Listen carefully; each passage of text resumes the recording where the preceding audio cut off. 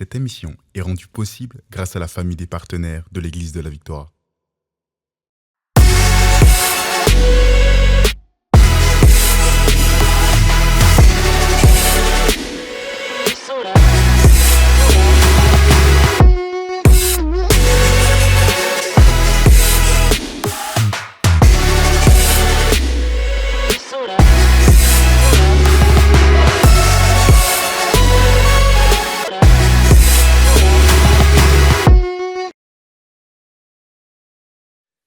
Bonjour à tous et bienvenue à cette première édition de Né pour réussir, l'émission qui est là pour vous propulser dans votre succès, dans la réussite.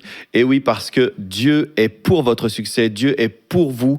Et on avait à cœur de démarrer cette émission après avoir écrit le livre Né pour réussir, parce qu'en fait, dans la vie, on peut soit avoir le choix de mener une vie hasardeuse avec toutes sortes de circonstances, toutes sortes d'informations qui peuvent venir contre nous et nous empêcher de vivre le véritable succès, mais on a aussi le choix de croire à la parole de Dieu qui peut nous propulser dans une vie vraiment bénie. Alors, je suis vraiment content et heureux aujourd'hui de démarrer cette première édition, cette première émission que vous voulez partager autour de vous, Né pour réussir, pour encourager quelqu'un, pour faire du bien, pour que quelqu'un qui était en fait désespéré, qui était découragé, qui avait besoin, voulait remonter le moral de quelqu'un, bien partager cette émission autour de vous. Je suis certain que ça va être une aide pour plusieurs personnes. Et aujourd'hui, j'ai la joie, le privilège d'avoir avec moi ma tendre épouse, Magali. Ma chérie, sois la bienvenue. Merci beaucoup. Bonjour à tous. Bien oui, notre cœur aujourd'hui, c'est vraiment de pouvoir encourager une personne. C'est de pouvoir t'encourager en fait et te dire que c'est possible de réussir, c'est possible de réussir avec Dieu et que Dieu a des projets de paix et des projets de réussite pour ta vie. Amen. Et on va regarder ensemble, on va être dans la parole pendant toute cette émission. Mais comme je vous disais, on a sorti un livre il n'y a pas très longtemps. Le livre s'appelle Né pour réussir.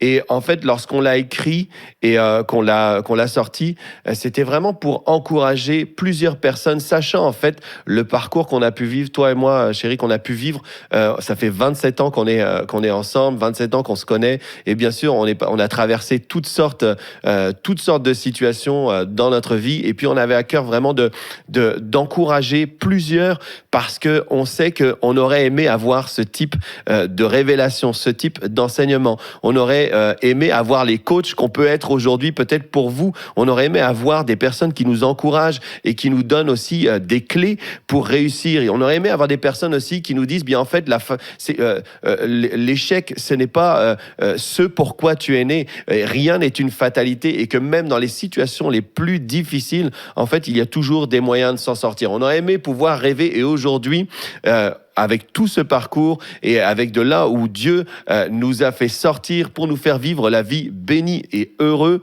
Alléluia. Aujourd'hui, alors qu'on peut vivre cette vie, eh bien, on se dit, bien certainement, il y a des personnes qui ont besoin d'entendre ce message. Il y a des personnes qui ont besoin d'être encouragées et de sortir des situations, des problèmes cycliques, sortir des mêmes schémas où ça ne fonctionne pas, sortir de la dépression, sortir de la maladie, parce que le succès, c'est plein de choses. Et pour démarrer, en fait, j'avais à cœur qu'on puisse vous lire un petit extrait du livre, juste pour vous montrer un peu d'où est-ce qu'on vient, c'était quoi notre parcours, parce que plusieurs nous regardent aujourd'hui et se disent, c'est facile pour eux. Bien, pas du tout. Voici comment on a démarré. Chérie, je ne sais pas si tu peux lire. C'est bon, je suis prête. Donc, effectivement, c'est pour vous donner un échantillon comme de à quoi ça ressemblait notre vie dans le passé. Ça fait maintenant quelques années, puisque c'était au début de notre mariage. Et donc, le passage que je vais vous lire, c'est mon mari qui l'écrit.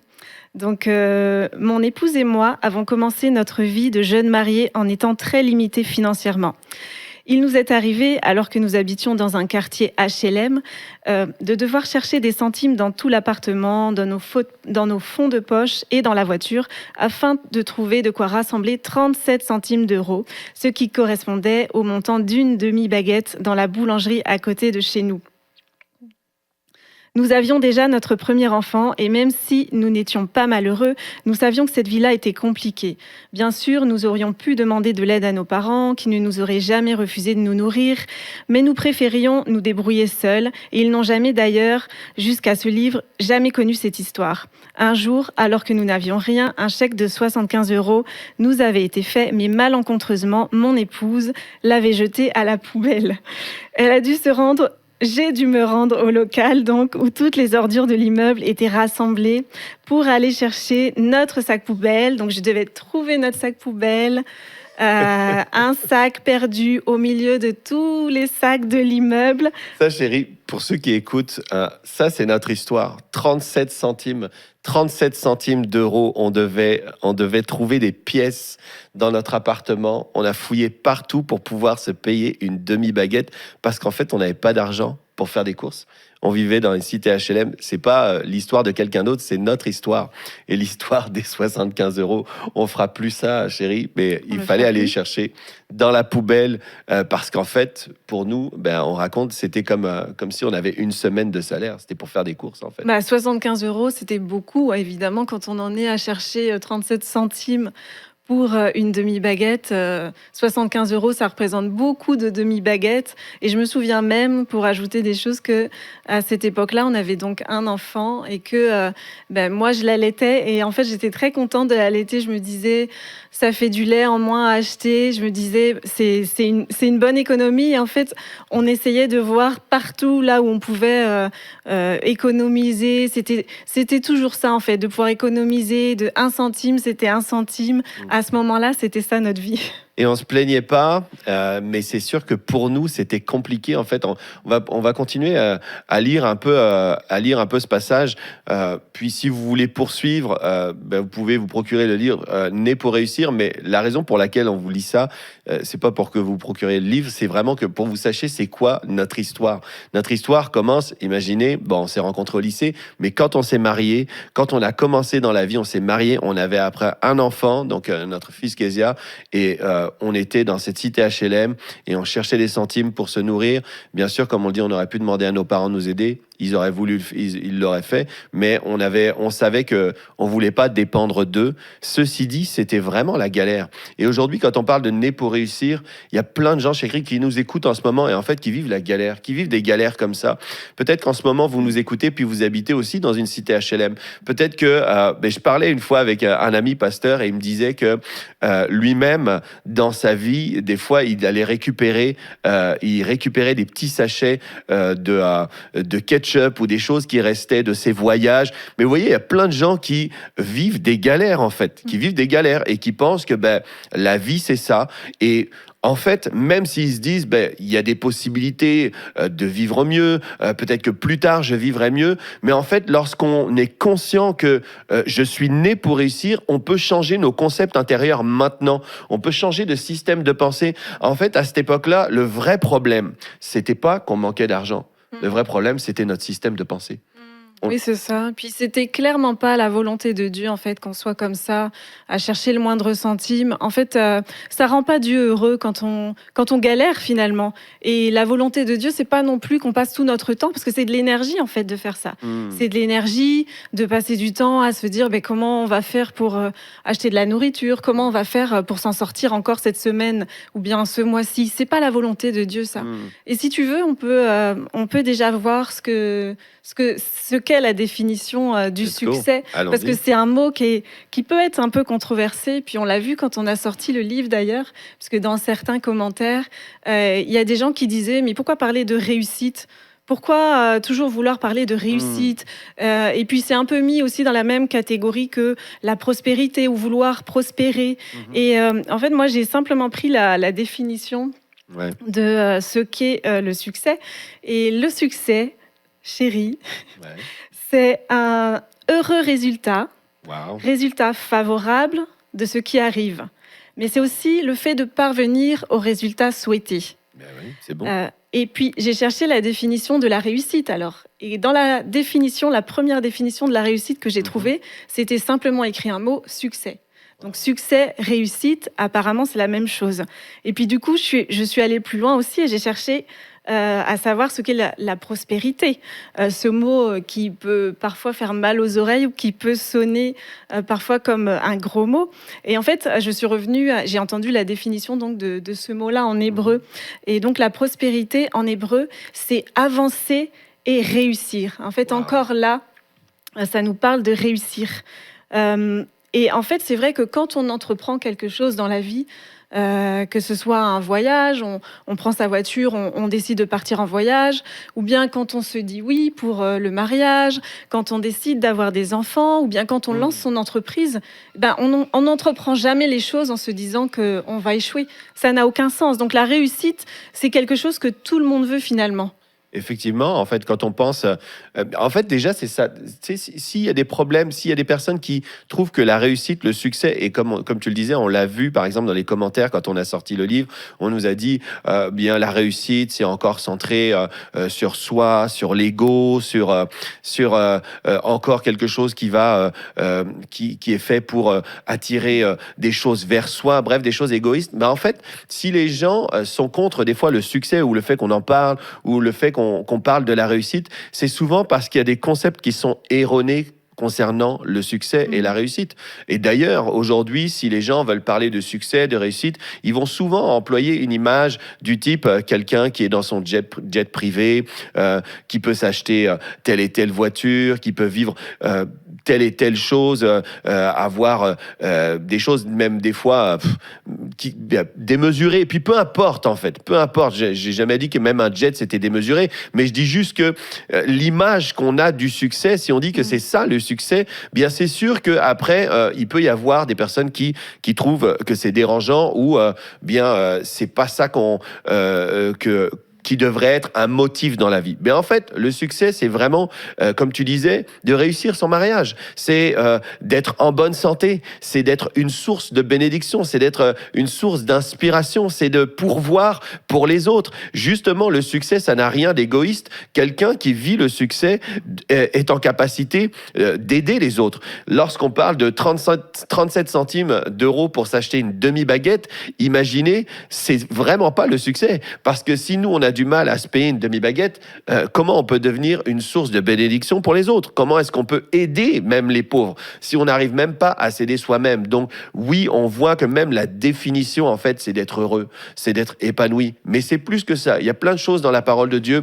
Et évidemment, quand on parle de succès, c'est vraiment d'être au cœur de la volonté spécifique de Dieu. Parce qu'en fait, Dieu nous a appelés pour ça. Il nous a appelés à cela. On va le voir même dans de multiples versets que Dieu nous a appelés au succès. Et même, il nous donne des clés pour le vivre, pour vivre le succès. D'ailleurs, toute la Bible, si la Bible existe, elle nous raconte, même on le voit dans Hébreux 11, on parle des héros de la foi. Lorsqu'on parle des héros de la foi, c'est quoi un héros en fait? Un héros, c'est une personne qui s'est retrouvée dans une situation compliquée, devant une grande adversité, qui s'est retrouvée à devoir combattre quelque chose qui était néfaste. Et la Bible nous parle de héros de la foi, en fait, en mentionnant leur succès. Et si on parle de succès, vous pensez à des personnages de la Bible. Si vous pensez peut-être à Esther, en fait, Esther, c'était une femme qui a eu un succès extraordinaire, mais quel était-il? Quel était son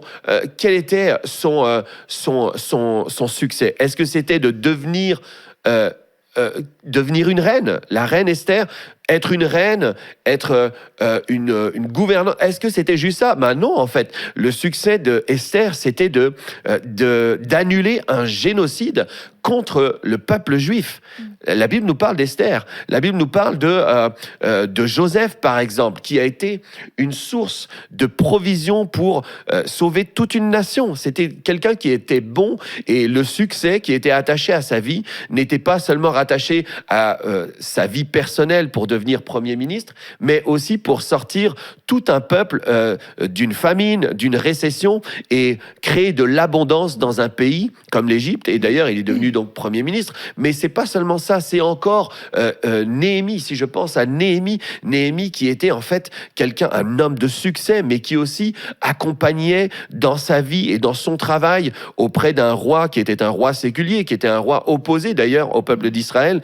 Eh bien, c'était quelqu'un qui était un homme de foi et qui apportait une plus-value à sa génération. Donc vous, si vous pensez à votre vie aujourd'hui et que vous vous dites, bien, est-ce que le succès c'est pour moi? Bien sûr, si vous voulez apporter une plus-value à votre génération, si vous avez à cœur d'être une source de bénédiction, en fait, quand on ne vit pas le succès, quand on vit l'échec, on est tout le temps tourné vers soi, parce qu'on a des besoins. On a des besoins et on doit chercher des centimes dans une maison. On se pose des questions. Comment on va payer notre loyer? Comment on va payer la scolarité des enfants? Comment on va pouvoir faire des choses pour nous? Mais la personne qui vit le succès, elle est capable de devenir une source de bénédiction. Et aujourd'hui, on va vous partager 10 vérités sur le succès. 10 vérités sur le succès. Amen, amen. Et puis, en fait, quand on parle du succès ou d'autres sujets, je pense que c'est toujours important de se questionner sur c'est quoi la fondation de ce que je pense sur ce sujet. Parce qu'en fait, on a toujours deux choix. On a toujours le choix entre croire ce que les hommes disent et croire ce que Dieu dit. Et bien souvent, on ne sait même pas ce que Dieu dit et ce que la Bible dit. Et le succès n'échappe pas à la règle. Donc, on doit toujours, en fait, se positionner par rapport à ce que la Bible dit et aller chercher soi-même ce que la Bible dit. C'est vraiment important, en fait. Et c'est important de prendre une décision. En fait, si on croit la Bible, on va chercher ce que dit la Bible à ce sujet-là et on le croit tout simplement. Et si on n'est pas d'accord avec une façon de penser des personnes aussi, on n'est pas obligé de tout de suite s'opposer par un jugement parce qu'on n'oublie pas que la mesure de jugement dont on se sert, ça va être aussi celle qui sera utilisée pour nous juger, en fait. Donc, moi, je pensais en préparant cette émission que réussir, ça fait toujours penser à une question, ça fait souvent penser à une question financière, mais réussir dans la Bible, ça a été aussi parfois faire d'autres choix. Par exemple, il y a quelqu'un dans la Bible qui aurait pu réussir si il avait été prêt justement à abandonner toutes ses richesses. La Bible nous parle du jeune homme riche. Et puis Jésus lui a dit en fait que s'il voulait avancer, faire un pas de plus, pour lui, il était question d'abandonner ses richesses. Et c'était trop difficile pour lui. Et puis peut-être que finalement Jésus, si Jésus avait vu que dans son cœur, il était capable de le faire, peut-être que finalement Jésus lui aurait dit c'est bon, tu peux garder ce que t'as, un peu comme quand Abraham va sacrifier son fils en fait. Il est prêt à le faire. Et puis finalement, il n'a pas à le faire. Mais c'est souvent une question de cœur, en fait, qui est rattachée au succès. Mais savoir ce que la Bible dit, c'est important parce que c'est ce qui nous permet d'être libres. Et, c'est la fondation, en fait. Et on peut lire dans 3 Jean 1 où il est écrit, « Bien-aimé, je souhaite que tu prospères à tous égards et que tu sois... » Est-ce que tu l'as sous les yeux? « Et que tu sois en bonne santé. » Et que, comme prospère, en fait, l'état de ton âme. C'est ça. Mais avant ça, je voulais même lire Jean 8, 32, concernant le fait de savoir ce que dit la Bible, de croire ce que dit la Bible, de se positionner et de savoir que c'est ce que dit la parole, en fait, qui va nous amener vers la vraie liberté.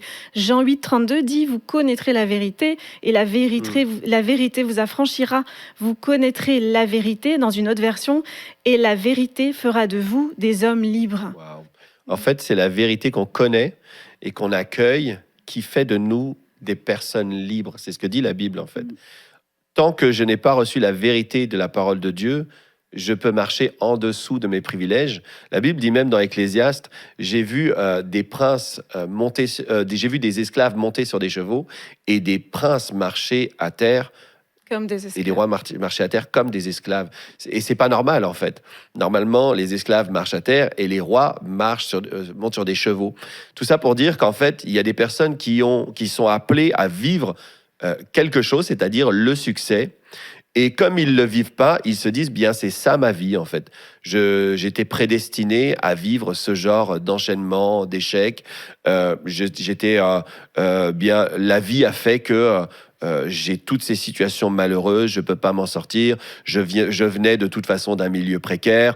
Je suis né dans une famille où tout le monde est mort du cancer, par exemple.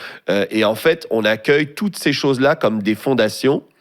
Et l'histoire même se répète des fois dans les familles juste parce que la fondation intérieure, c'est-à-dire la foi, la croyance, est basée sur des circonstances ou des réalités qui sont autres que la parole de Dieu. Jésus va dire, cette vérité, si vous l'accueillez, elle a la capacité de vous rendre libre de tous les schémas d'échecs possibles.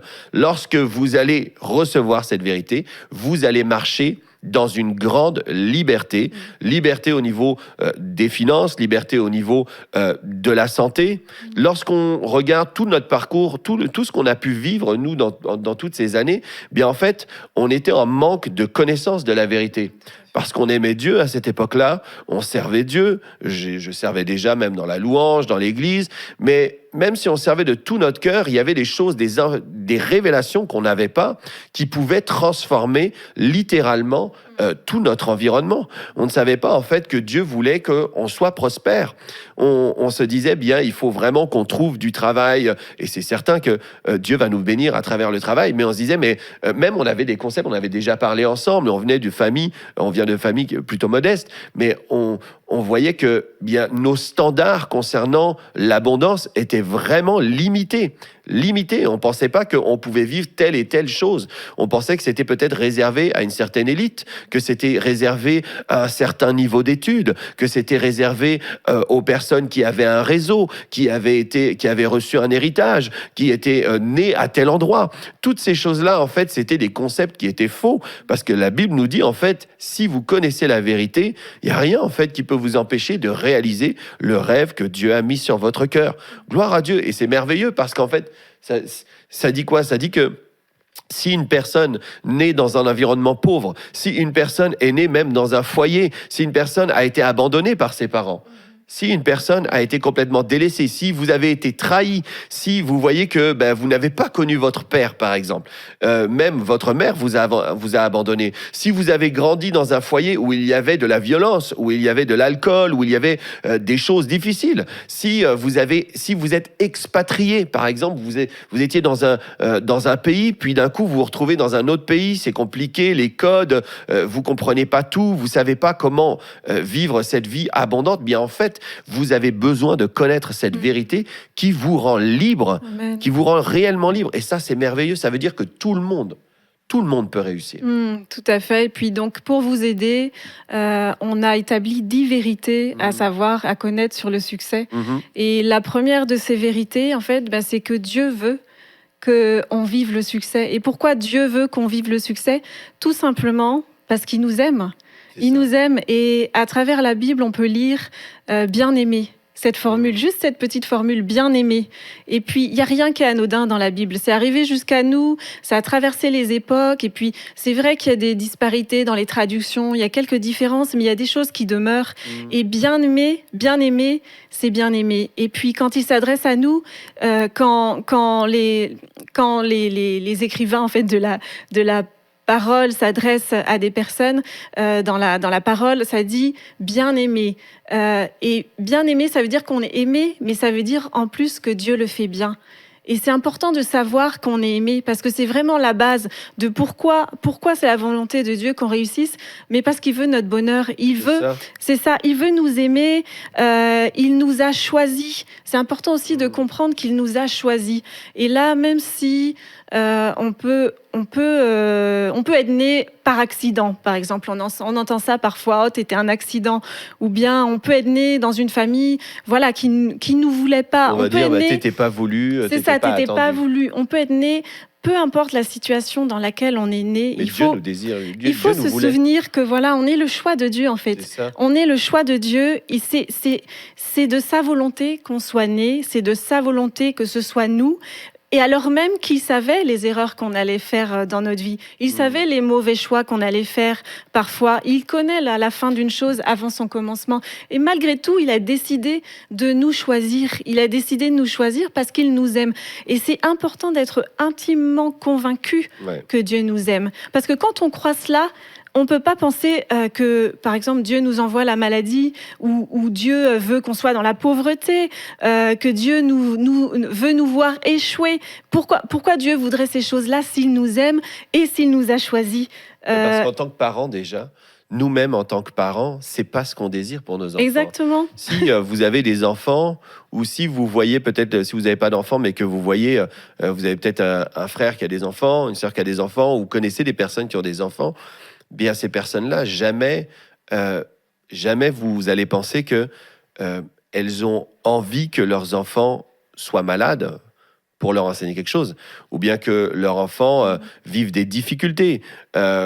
que leur enfant, par exemple, s'il est assez grand, bien qu'il ait des difficultés financières. J'ai jamais vu des parents qui désirent cela, à part des personnes qui étaient vraiment mal intentionnées. On ne dira pas que ce sont des bonnes personnes. On ne dira pas que ce sont des personnes qui ont un bon cœur. Donc, lorsqu'on parle des parents, lorsqu'on parle nous-mêmes, on est parents, on a 3 enfants, on en a un de 19 ans, une petite fille de bientôt 7 ans et un enfant de 4 ans. Mais à chaque fois que je les regarde et à chaque fois qu'ils ont eu, par exemple, ne serait-ce qu'un peu de fièvre, eh bien, on était tous les deux autour d'eux et on le sera encore, en fait. Parce qu'on trouve que c'est pas normal, on trouve qu'il n'y a rien à apprendre là-dedans. On veut juste qu'ils s'en sortent, on veut qu'ils sortent de cette situation le plus vite possible. Et pour leur apprendre des choses, en fait, on leur a jamais tendu des pièges. J'ai jamais voulu tendre des pièges à mes enfants. J'ai plutôt, d'ailleurs, la Bible dit, instruis l'enfant selon la voie qu'il doit suivre. Et quand il sera vieux ou quand il sera plus grand, il ne s'en détournera ni à droite ni à gauche. En fait, instruis-le non pas selon les pièges ou selon les difficultés. Ah oui, mais avec les difficultés, il va apprendre. Avec l'adversité, il va apprendre. Mais gloire à Dieu si on peut apprendre dans la vie. On peut apprendre de plusieurs manières, mais ça ne veut pas dire que notre enseignant, notre père, ça ne veut pas dire que c'était la manière dont il voulait nous apprendre. S'il nous dit à nous, si Dieu nous dit dans sa parole, instruis l'enfant selon la voie qu'il doit suivre. Si c'est notre Père qui a écrit la parole de Dieu, les hommes ont écrit de façon inspirée. S'il dit, instruis l'enfant selon la voie qu'il doit suivre, donc c'est-à-dire montre-lui vraiment ce qu'il doit faire. Ne lui montre pas des pièges, ne lui tends pas des pièges, fais-le. Eh bien, en fait, ce même Père, il n'est pas exempt des instructions qu'il nous donne à nous en tant que parents. C'est parce que c'est lui, sa façon de fonctionner, la façon dont Dieu fonctionne, c'est en nous donnant, en nous montrant la voie que l'on doit suivre pour vivre le succès. Gloire à Dieu. C'est ça, il nous a appelés ses enfants en fait. Et puis nous, naturellement, on est des parents.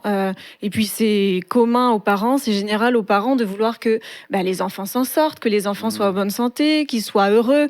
Quel parent se dit super, mon enfant est malade, ça va lui apprendre, ça me bénit. Qui fait ça? Personne ne fait ça. Alors si nous-mêmes qui sommes des parents naturels, on n'est pas capable de voir nos enfants, on ne veut pas voir nos enfants dans la souffrance ou dans le manque. Alors, à combien plus forte raison notre Créateur, qui est bien au-dessus de nous, dont la sagesse est bien supérieure. Dans son amour, d'ailleurs. Et dans son amour infini. La Bible dit Dieu est amour. C'est ça, comme mais... Dieu est amour. Pourquoi lui se réjouirait à nous voir dans des situations comme ça? Et puis, si même c'est pour nous enseigner, alors, il y a un moment, ça veut dire qu'on est enseigné. Puis ça veut dire qu'on peut sortir de ces situations-là. Ça veut dire que, par exemple, la pauvreté ne peut pas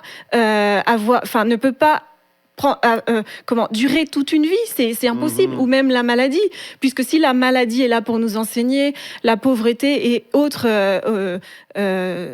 tristesses de ce monde, mais pourquoi ça dure alors, si c'est pour nous enseigner? Il n'y a pas de logique, c'est comme un peu hypocrite finalement, c'est un peu de l'hypocrisie de penser ça. Parce qu'en plus, dans ce que tu dis, excuse-moi de te couper, mais quand tu dis, quand tu parles de ces choses-là, on imagine bien la personne qui vit même la maladie. Puis, si vous passez par la maladie, sachez que vous avez toute notre compassion, mais en aucun cas, on juge les personnes qui vivent ces choses-là. Nous avons vécu vraiment toutes sortes d'adversités.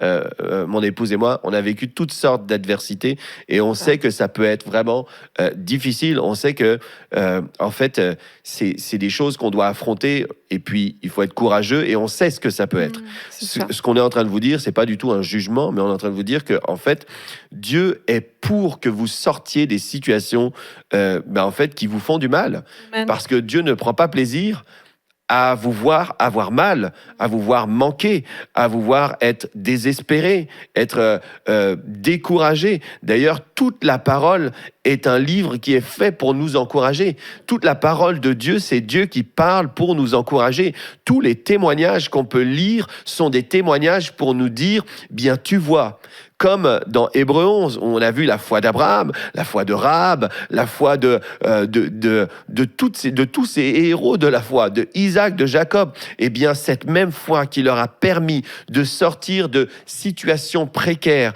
de situations difficiles, eh bien, Dieu nous dit par sa parole, eh bien, cette même foi en moi, lorsque quelqu'un a foi en Dieu, eh bien, ça lui permet de sortir de toute forme de situation de précarité. Donc, en fait, la première chose à savoir, c'est connaître la volonté de Dieu.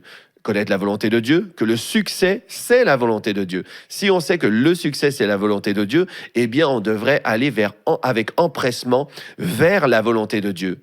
On devrait courir vers la volonté de Dieu. Si Dieu veut que je sois en bonne santé, je devrais vraiment croire et recevoir que Dieu veut que je sois en bonne santé. Il ne veut pas que je demeure une minute de plus dans ses douleurs. Amen. Alléluia. Ça, c'est hyper important. Donc, la volonté de Dieu, c'est le succès. Ou bien le succès, c'est la volonté de Dieu. Amen. Et le psaume 35 au verset 27 nous dit, dans la version en français courant, « Le Seigneur est grand, il veut le bonheur de celui qui le sert. Ou bien encore dans une autre version, « Magnifié soit l'Éternel qui se plaît à la prospérité, donc à la réussite de son serviteur. » C'est ça en fait, la volonté de Dieu, c'est vraiment notre bonheur. Et puis, tu allais le dire tout à l'heure, je t'ai interrompu je crois, mais 3 Jean 1,2 nous dit « Bien-aimé, je souhaite que tu prospères à tous égards », ça veut dire que tu réussisses dans tous les domaines de ta vie et sois en bonne santé, comme prospère l'état de ton âme. Ça parle d'une prospérité intérieure et d'une prospérité extérieure aussi, ça nous parle bien de ça. Et des fois, quand on lit ce verset, on prend pas le temps de vraiment comprendre qu'il veut que notre âme prospère. Il veut vraiment que notre âme prospère. C'est-à-dire, c'est quoi notre âme? C'est nos pensées, notre volonté, nos émotions. Donc, il veut que nos émotions prospèrent. Il veut que dans vos pensées, que vous ayez des pensées prospères, c'est-à-dire des pensées de bien-être. On parle beaucoup de la santé mentale dans cette génération. Il veut que vous soyez en bonne santé mentale. Il veut que vous ayez des rêves. Il veut que vos émotions, que vous ne soyez pas en train de faire comme les montagnes russes au niveau de vos émotions, mais que vous soyez toujours en train de prospérer et aller à un état supérieur du bonheur. Imaginez-vous, ça c'est le cœur de Dieu. Et il veut que pareil, au niveau de votre santé physique, que vous soyez en bonne santé, que vous ayez une bonne santé. Ça, c'est le cœur de Dieu. C'est-à-dire que si Dieu veut quelque chose, Dieu veut qu'on soit en bonne santé, c'est pas seulement « ah, je veux », mais c'est aussi qu'il nous donne des clés pour vivre en bonne santé. L'autre chose, c'est que tu prospères à tous égards. Ça veut dire financièrement aussi, je veux que ce soit l'abondance chez toi. C'est tout ce que Dieu veut pour nous. Et si on connaît la volonté de Dieu, on peut aller dans cette direction et la vivre. Amen, amen. Et puis, donc, on va avancer. La deuxième vérité qu'on avait établie, c'était que le véritable succès vient de Dieu. Et puis, tu as déjà commencé à en parler avec Josué 1, 7, qui dit « Ne te détourne ni à droite ni à gauche de l'enseignement, en fait, de l'enseignement que tu as reçu, afin de réussir dans tout ce que tu entreprendras, tout ce que tu entreprendras. » C'est vraiment de lui, de sa parole, de la méditation que vient le succès. Et comment ça s'opère concrètement? Ça veut dire qu'on peut, dans sa journée, être intentionnel pour repasser dans sa tête, repasser dans son cœur des passages de la Bible, en fait. Et les repasser jusqu'à ce que ça devienne une révélation, en fait, de pourquoi Dieu veut que je réussisse et comment en fait ça peut arriver que le succès vient de Dieu et comment en fait l'idée qui me fera réussir va venir de Dieu. C'est simplement en méditant sa parole, en étant vraiment intentionnel, sur ce qu'on veut, ce qu'on attend en fait. Exactement. Et quand tu vois, quand il dit dans ce verset que ce livre de la loi ne s'éloigne pas de ta bouche, déjà il parle de la bouche en fait. Dans notre bouche, on devrait parler comme dans la Bible, c'est-à-dire que mon Dieu pourvoira à tous mes besoins selon sa richesse avec gloire. On devrait trouver en fait que ce livre de la loi, pour eux, il n'avait que la loi, en fait, il n'avait que, à ce moment-là, pour Josué, il n'y avait que cette portion-là, mais en fait, c'est le livre de la parole de Dieu. Et nous, aujourd'hui, nous avons bien plus. Nous avons les psaumes, nous avons le Nouveau Testament, nous avons toutes ces choses-là. Et en fait, on doit trouver dans notre bouche ce que Dieu dit, que ce livre de la loi ne s'éloigne pas de ta bouche, médite-le jour et nuit. Ça veut dire qu'à un moment, même le jour ou la nuit, continuellement, en fait, on devrait avoir dans notre bouche ces déclarations sur ce que Dieu dit à propos du succès. Et il dit, afin d'agir fidèlement selon tout ce qui est écrit. Et souvent, on va comprendre que je dois faire conformément, c'est-à-dire je dois avoir juste les actes, tous les actes d'obéissance possibles. Mais en fait, c'est pas uniquement ça qui est dit. c'est agir fidèlement. Ça veut dire que si tu agis fidèlement selon ce qui est écrit, par exemple du Seigneur Jésus, et que tu vois qu'il n'a jamais connu le manque, eh bien toi aussi tu peux le vivre. Si tu agis fidèlement selon ce que, par exemple,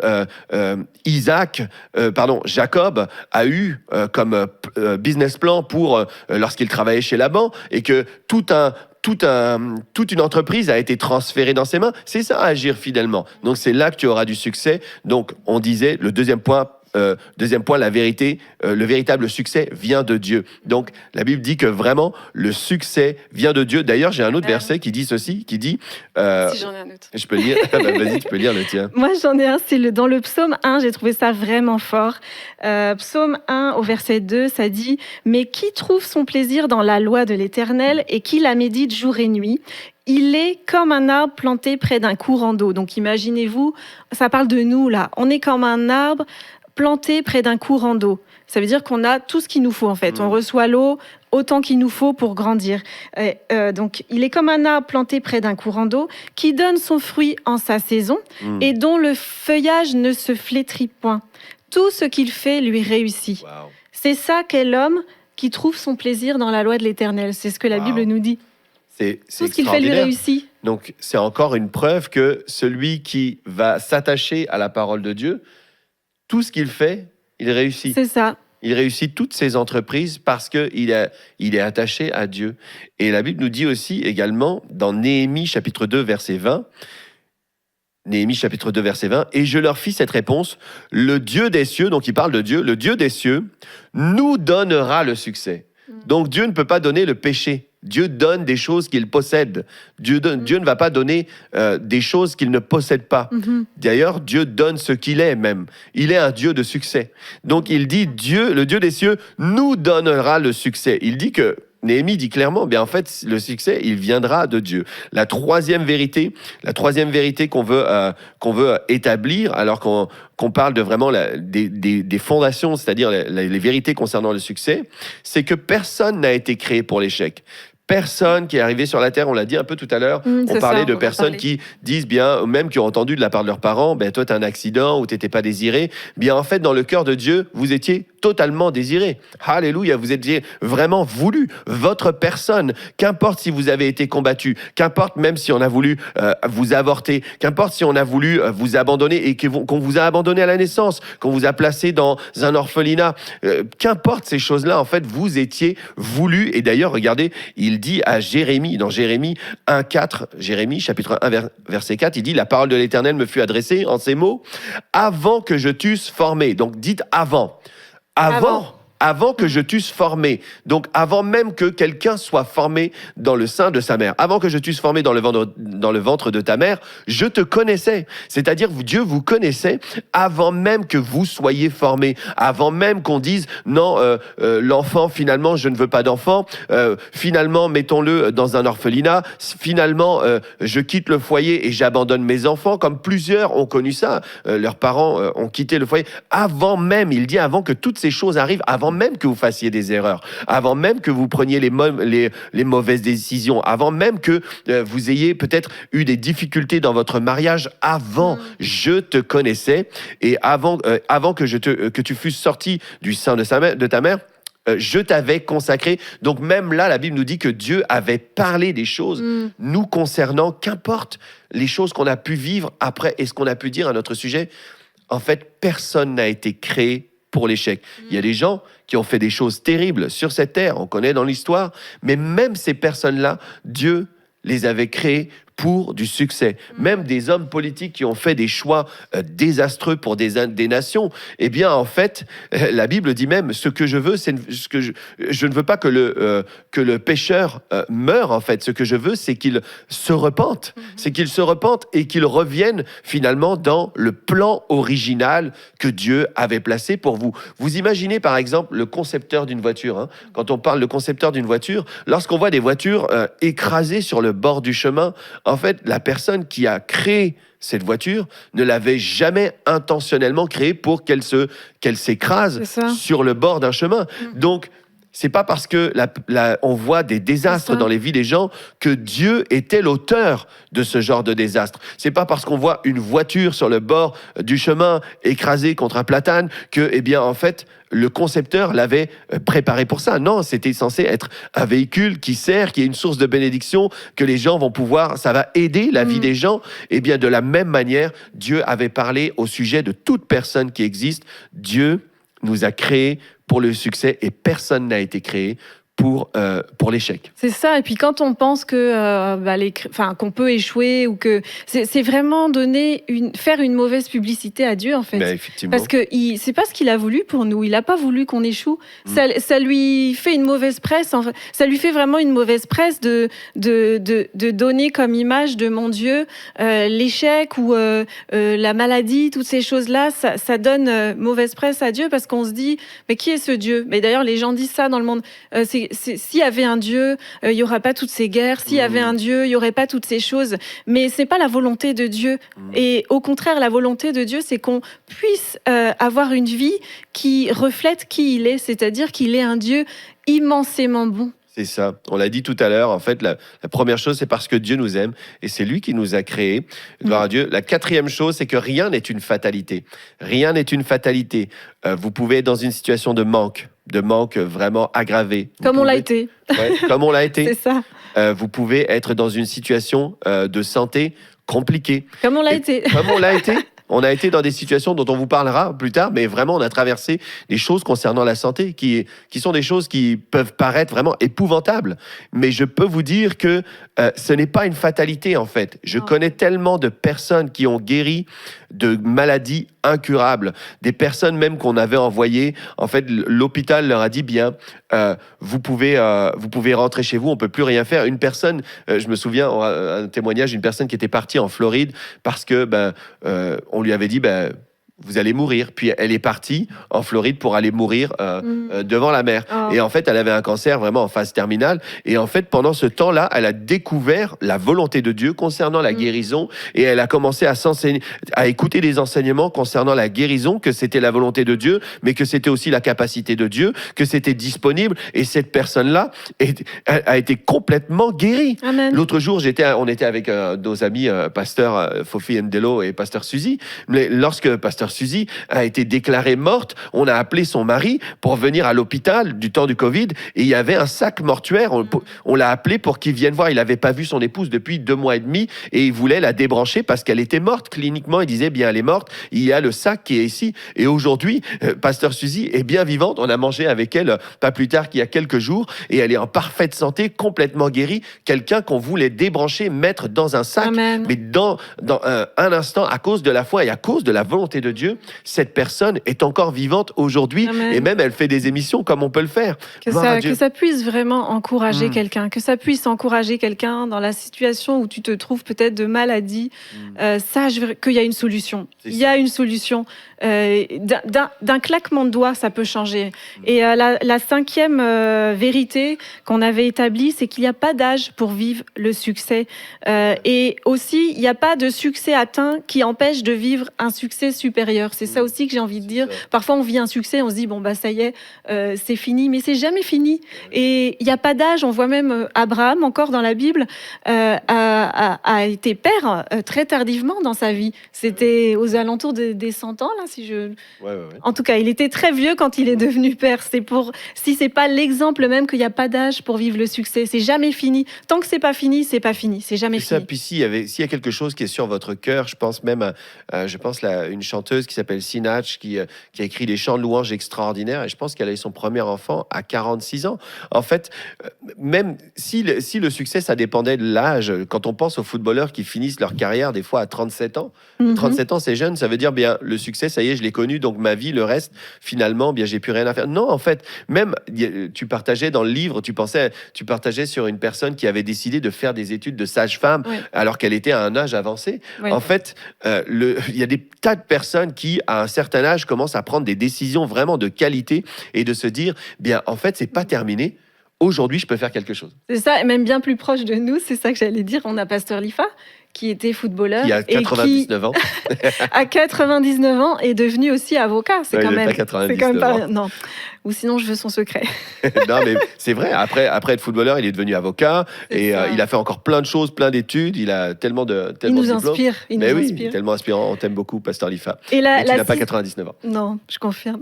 Et la sixième vérité qu'on a établie, c'est que le succès ne dépend pas du milieu d'où on vient. On l'a dit tout à l'heure. C'est vrai. Qu'importe le milieu d'où vous venez, en fait, il suffit juste que vous croyez que c'est possible. Moi, je me souviens d'un pasteur avec qui je parlais, qui est arrivé dans un endroit, dans une ville très pauvre au Congo, où il y avait rien. En fait, il y avait rien du tout. La ville était vraiment dans la précarité. Même il n'y avait pas d'école. Et un jour, comme ça, il a reçu une idée ingénieuse dont je parle dans le livre, qui a bâleversé en fait tout un village, toute une ville, pas un village, une grande ville. C'était une grande ville. Et grâce à cette idée qu'il a reçue, inspirée de Dieu, il a pu créer, bâtir des écoles, bâtir un hôpital. Bref, peu importe ce que vous avez sous la main, peu importe.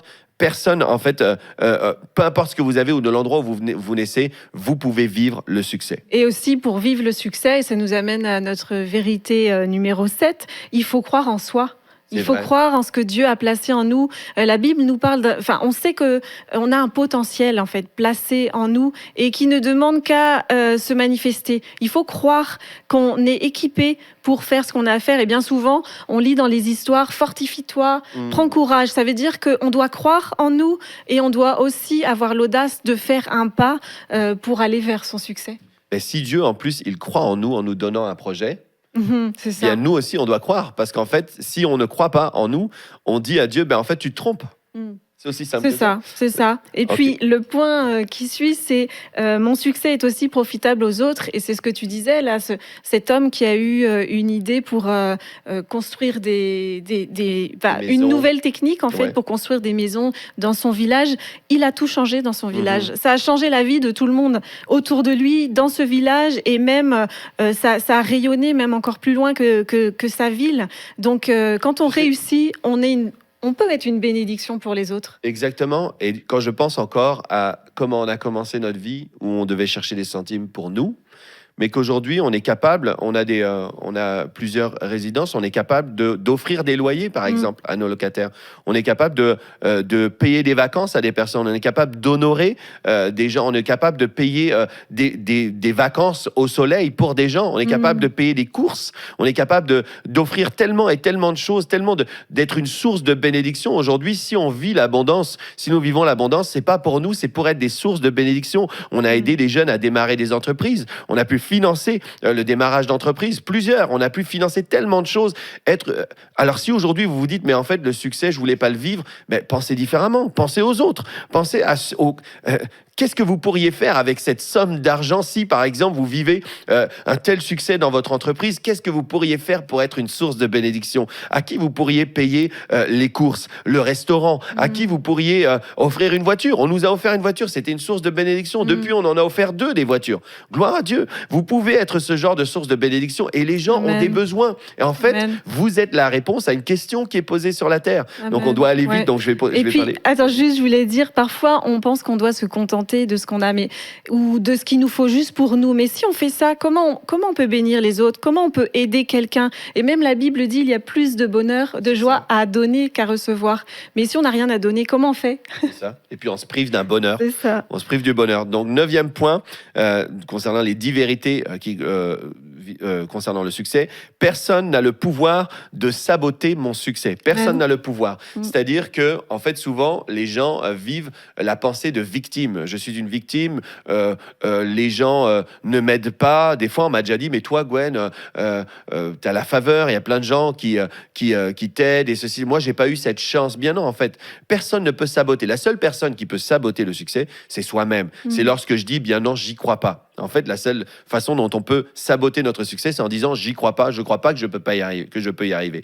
Mais en fait, la Bible nous dit qu'aucune arme forgée contre toi ne pourra prospérer. C'est-à-dire qu'il n'y a aucune arme, aucun type d'arme, il n'y a aucune langue même qui peut te mépriser et te dévaloriser. Et même la Bible parle de te condamner en justice. Il n'y a aucune personne qui a ce pouvoir d'annuler le succès sur ta vie. La Bible nous parle de Joseph qui a été mis en prison, qui a été jeté, abandonné par ses frères, mais qui a vécu un succès extraordinaire. Personne ne peut saboter votre succès. Dernier C'est point. pour ça que c'est important de savoir qui on est. Je l'interromps. C'est parce que le temps avance. Oui, je sais. Non, mais c'est pour ça que c'est important de savoir, de connaître notre identité. Quand on connaît notre identité, on ne croit pas les mensonges que l'ennemi veut nous faire croire et on avance. C'est ça. Dernier point. Le succès rend heureux. Amen. Et ça, c'est vraiment chouette. C'est vraiment génial d'être heureux, en fait. Dieu nous a appelés à être heureux. Le psaume 128 nous dit, versets 1 et 2, je lis dans la Bible du Semeur, ça dit, cantique pour la route vers la demeure de l'Éternel. Heureux es-tu, toi qui crains l'Éternel et qui suis les chemins qu'il a tracés. Tu tireras profit du travail de tes mains. Tout ira bien pour toi et tu seras heureux. Amen. Donc je dis une dernière fois, tous les derniers points. De toute façon, on pourra poursuivre la semaine prochaine dans la prochaine édition de Né pour réussir. Les 10 vérités, le succès est la volonté de Dieu. Deuxièmement, le véritable succès vient de Dieu. Personne n'a été créé pour l'échec. Quatrième point, rien n'est une fatalité. Cinquième point, il n'y a pas d'âge pour vivre le succès. Sixième point, le succès ne dépend pas du milieu d'où vous venez. Septième point, pour vivre le succès, il faut croire en Dieu, mais aussi croire en soi. Huitième point, mon succès est aussi profitable aux autres. Neuvième point, personne n'a le pouvoir de saboter mon succès. Dixième point, le succès rend heureux. On poursuivra la semaine prochaine dans cette nouvelle émission Né pour réussir. Partagez-la autour de vous. Procurez-vous le livre Né pour réussir. Il y a vraiment des encouragements, des histoires, des témoignages qui vont vraiment vous pousser. On reçoit plein de témoignages de personnes qui l'ont lu et en général, ils nous disent j'ai dévoré votre livre en 1 jour, 2 jours, non pas qu'il soit petit, mais parce que en fait, les gens ont découvert des clés et on veut se retrouver la semaine prochaine pour cette prochaine édition de Né pour réussir. Merci à tous ceux qui sont les partenaires de ce ministère. Vous pouvez aller sur semer.ca pour être partenaire et encourager avec nous tous ceux qui vont écouter toutes nos émissions. On vous remercie d'avoir été là aujourd'hui. Merci d'avoir été là, ça a été vite. Ça a été très vite. Et d'ici à la prochaine fois, rappelez-vous de ceci, en Jésus-Christ, vous êtes richement bénis et nés pour réussir. Vous êtes bénis par les messages révolutionnaires de l'Église de la Victoire. Prenez part à cette œuvre qui transforme des milliers de foyers en visitant dès aujourd'hui semer.ca. Devenez un partenaire mensuel ou un bâtisseur ou paramétrez vos dons de façon automatique en toute discrétion et sécurité. 100% de ce que vous semez sert à annoncer l'Évangile. Merci de croire avec nous. Semer.ca.